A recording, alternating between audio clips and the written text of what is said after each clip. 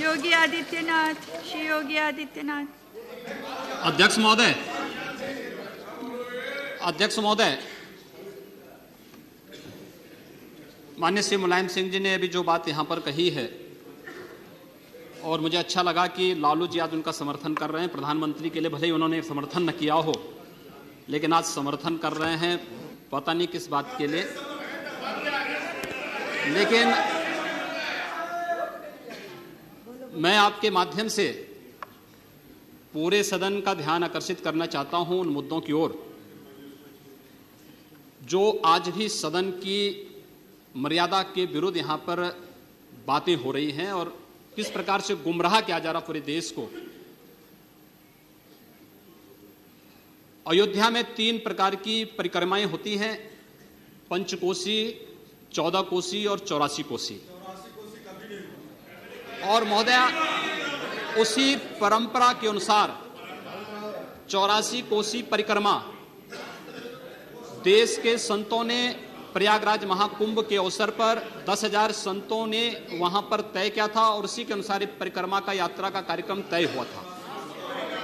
महोदया, मैं स्पष्ट कर देना चाहता हूं कि अयोध्या में श्री राम जन्मभूमि, जिस पर माननीय उच्चतम न्यायालय ने इलाहाबाद उच्च न्यायालय की खंडपीठ के निर्णय के बाद स्थगनादेश दिया है, उससे 25-30 किलोमीटर दूर बस्ती जनपद के मखोड़ा नामक स्थान से, जहां पर महाराज दशरथ ने पुत्रेष्टि यज्ञ किया था, उस स्थान से इस परिक्रमा यात्रा को प्रारंभ होना था और विशुद्ध धार्मिक यात्रा थी। इसमें किसी राजनीतिक दल का कोई हस्तक्षेप नहीं था। बिल्कुल 200-250 संतों को इस यात्रा में चलना था और 13 सितंबर तक ये 20 दिन की यात्रा है।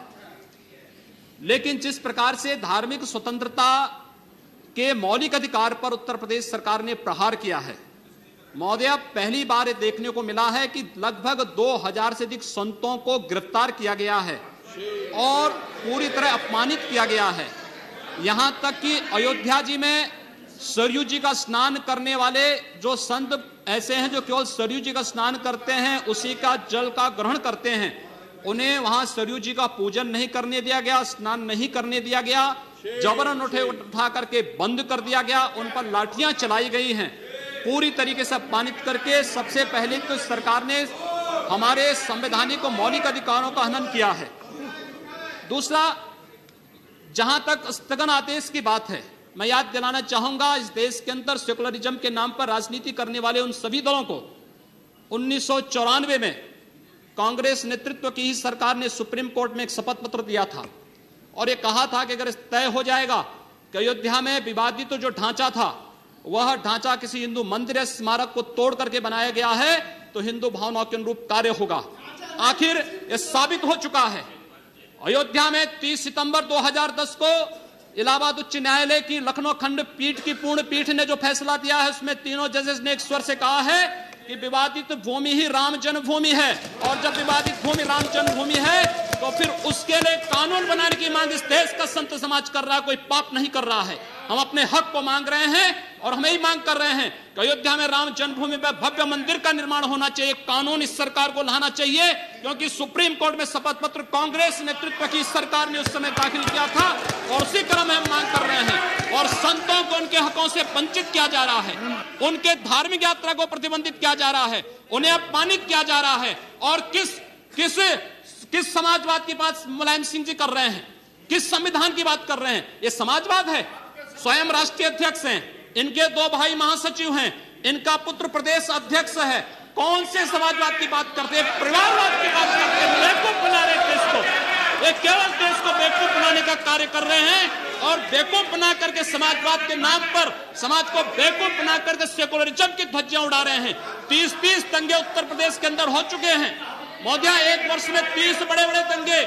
हर दंगे में हिंदू प्रताड़ित हुआ है, हिंदू जेल में बंद हुआ है, और ये सरकार परंपरा की बात करती है। किस परंपरा की बात इस सरकार कर रही है? क्या आतंकवादियों के खिलाफ दायर मुकदमों को वापस लेना कौन सी परंपरा का हिस्सा है? ये सरकार उत्तर प्रदेश के अंदर जिस प्रकार से सरकारी जमीनों को कब्रिस्तान के नाम पर आवंटित कर रहा है, कौन सी परंपरा का हिस्सा है?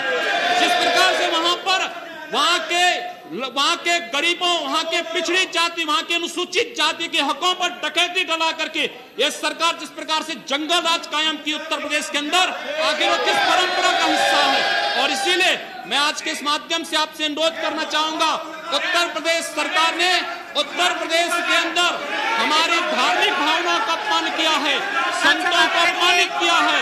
इस सरकार को रहने का अधिकार नहीं होना चाहिए, इसे तत्काल बर्खास्त किया जाना चाहिए।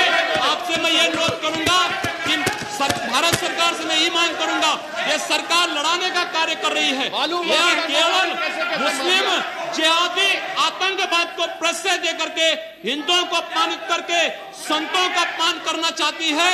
और इसीलिए 84 कोसी परिक्रमा को इसने रोका है।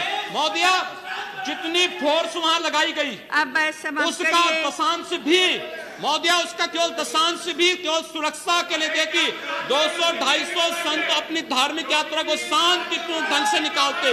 इस सरकार ने यात्रा पर रोक लगा करके उत्तर प्रदेश के अंदर 10 करोड़ लोगों को पीड़ित किया है, अपमानित किया है, उनको परेशान किया है। और यही नहीं, यह सरकार लगातार हिंदुओं को अपमानित करने का कार्य कर रही है।